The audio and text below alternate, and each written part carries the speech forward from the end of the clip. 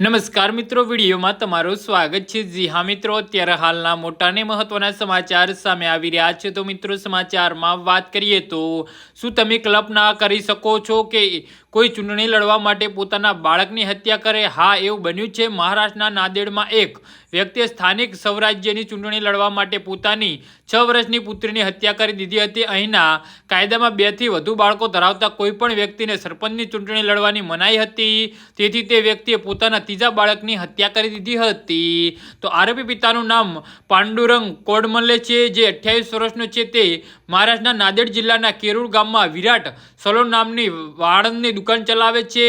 પાંડુરંગ સરપંચની ચૂંટણી લડવા માંગતો હતો, જ્યાં જૂનમાં સ્થાનિક ચૂંટણીમાં અથવા તો પંચાયતની ચૂંટણીઓમાં તેને તક મેળવવાની હતી, પરંતુ મહારાષ્ટ્ર સરકારનું શાસન અવરોધ બની ગયું છે।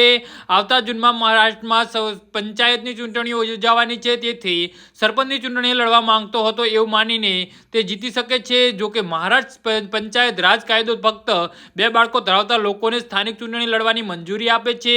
પાંડુરંગના પરિવારમાં પત્ની, 1 પુત્ર અને 2 જોડિયા પુત્રીઓ હતી, તેથી તે પદ માટે ચૂંટણી લડી શક્યો નહીં। તેથી તેને તેના મિત્ર ગણેશ સિદ્ધેની મદદ લીધી અને એક છોકરીને છુટકારો મેળવવાનું નક્કી કર્યું। ખબર પડી કે 6 વર્ષની પ્રાચી જોડિયા છોકરીઓમાંથી સૌથી મોટી હતી।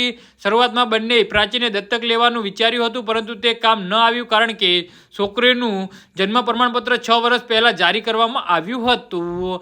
જે હા મિત્રો, તો આના વિશે તમારું શું કહેવું છે તો નીચે અમારી કમેન્ટ બોક્સમાં જરૂરથી જણાવજો। ધન્યવાદ।